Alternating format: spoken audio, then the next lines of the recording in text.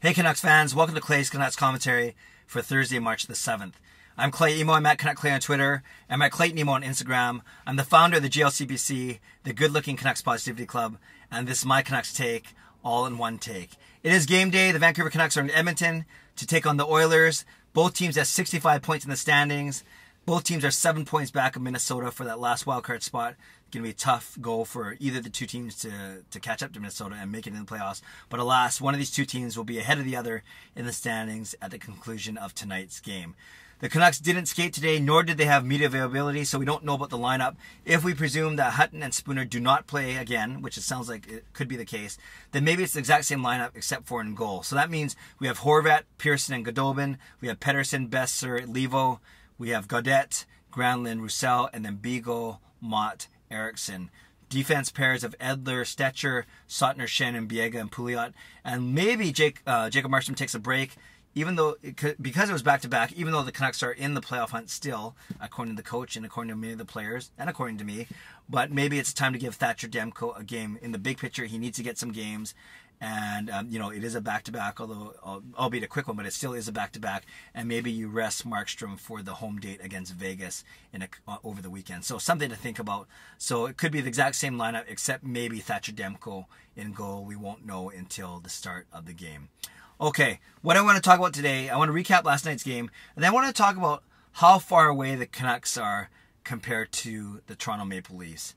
And we saw the difference. Despite the result last night, we know that Toronto is a very good team. We know that they're battling for a second spot in the Atlantic Division. Although, the winner of that Toronto-Boston series will get Tampa Bay. How nice. But the Canucks are still far from a playoff team. They're still far from where Toronto is right now. I'll get to that in a second. But let's quickly recap last night's game. Canucks played very well. They dominated in the faceoff circle. They dominated in shot. No, they outshot the Toronto Maple Leafs by one only. But they did have a very good first period, albeit a scoreless one. Then the Maple Leafs scored 2 goals in the second period, 34 seconds apart. One, a shorthanded goal by Hainsey off a blocked Granlund shot, and then turns into 2-on-1 going the other way. The second goal, Pouliot gets chased down by Patrick Marleau of all people, and then the puck winds up behind Jacob Markstrom. So good on the Canucks, though, for showing some resolve and some resiliency and some heart to come back in the third period. Started off with Louis Eriksson's goal, a backhander from the slot. Then Josh Levo, a beautiful goal on the power play. A pass from Goodobin. He took it off of his right skate, put it onto a stick, and in one motion, the snapshot past Anderson. Levo's 9th goal of the season. In 35 games, he's on pace for 20 goals over a full season, which is very impressive. I'm very happy for Levo. Also very happy that he scored against his former team. You know that had to feel good for him. And Levo has got he's got a strong shot, whether it's from the left or the right. We've seen him snap the puck past many opposing goalies. So good on Levo. And then in overtime, of course, Alex Edler, not against the flow of the play because the Canucks did dominate the overtime shots, at least 4-1. But it's kind of like a ho-hum play. Pettersson had gone for a line change. Besser circles to kill some time for that line change. And then he does a really nice pass through the neutral zone. And Edler gains the zone with very little speed and puts a shot past Anderson. I'm pretty sure it surprised Anderson. And there we go. We have a Canucks victory, sending all those Leafs fans home. Happy, not so happy, or maybe they were happy because they were actually Canucks fans who just decided to be Leafs fans for the night. Regardless, I was watching from home on the PVR. As you guys know, I was at church all night, so didn't get to see the game live, wasn't at the game, but watched it on the PVR, and it looked like an exciting game, and definitely the crowd was into it, as you'd expect with any Toronto-Vancouver game. Alex Edler, really quickly, just want to talk about him. What a beast. Only his third game back from injury, and obviously he gets the game-winning goal in overtime. But check out these other stats from his stat line. He had 6 shots on goal for the Canucks, only second to Bo Horvat's 7. So 6 shots on goal. He had 4 hits, only second to Alex Biega's 5, and then he also had 5 block shots. So if you call those, some of those the hustle stats, very, very impressive. 6 shots on goal, 4 body checks, and 5 block shots. Really, really good stat line for Alex Edler, showing his worth. We know that he's a UFA. We know that him and his agent are talking to the Canucks about an extension or a new contract, whatever you want to call it. So we shall see what happens. But Alex Edler certainly showed his worth. And we know that the Canucks defense is so much stronger, obviously, when he's in the lineup.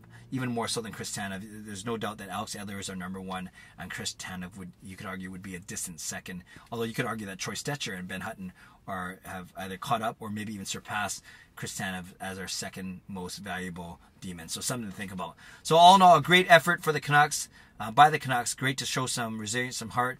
Nice to see and hear Marie Huey sing her first anthem since giving birth to baby Ronan a few weeks ago. She looked and sounded great.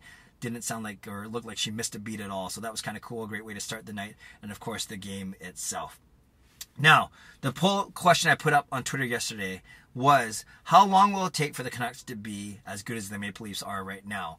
And for context, the Maple Leafs have a points percentage of 650, because they have like 85 or 87 points in 67 games. I think it's 85 and 67.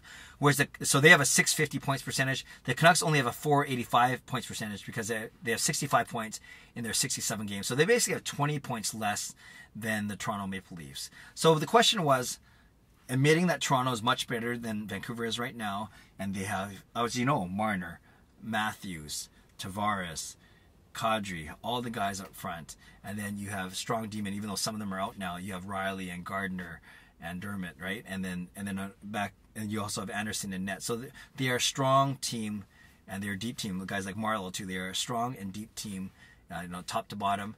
And the Canucks aren't there yet. We have our pieces, but we still need some more. Quinn Hughes will help in a week or so, whenever it is. But the question was, how long will it take for the Vancouver Canucks to get to where the Toronto Maple Leafs are right now? Gave 4 options: next season, 2 seasons, 3 seasons, 4 seasons or more. Got a lot of votes on this. I think about 500 or 600 votes on this. And it was like this. The breakdown was 37% of you are saying that it'll take 3 seasons. Very close. 35% of you are saying it'll take 2 seasons. Then only 13 of you are saying that it'll be next season, 1335, that's 48, 37, 85. And then the last 15% are saying it's 4 seasons or more. So let's do that in order. 37% of you are saying it's in 3 seasons. 35% of you are saying 2 seasons. 15% of you are saying 4 seasons or more. And 13% of you are saying it'll be as early as next year. So you take away the 2 bookends, right, the 13 and the 15, that means that 72% of you are saying it's going to take 2 or 3 years to get to where Toronto is right now. That's actually not that bad. When you think about 2 or 3 years, that could mean Jacob Markstrom gets extended and he's still here as our number 1 goalie, proving that he is a number 1 goalie. It could mean that Quinn Hughes, that'll be his 2nd or 3rd season, he'll be more comfortable. That means our big 3 of Horvat, Besser, and Pettersson are even more mature. And that means maybe an Ole Julevi, or maybe a Jet Wu, or maybe, a Stetcher or a Hutton, or maybe a younger guy like a Josh Levo or a Godolbin or Virtanen comes in their own as well. So this is, like I said, 2 or 3 seasons down the road, but that's what you Canucks fans are saying, that it'll only take 2 or 3 years to get to where the Leafs are now. And you could remember, the Leafs and Canucks basically started their rebuild at the same time. Mike Babcock's favorite line of saying, there will be pain. And there has been some pain, but there's been more pain for the Canucks because you can see the Leafs are 20 points ahead of the Canucks in the standings. So it's something to keep an eye on. I have no problem admitting that Toronto's better.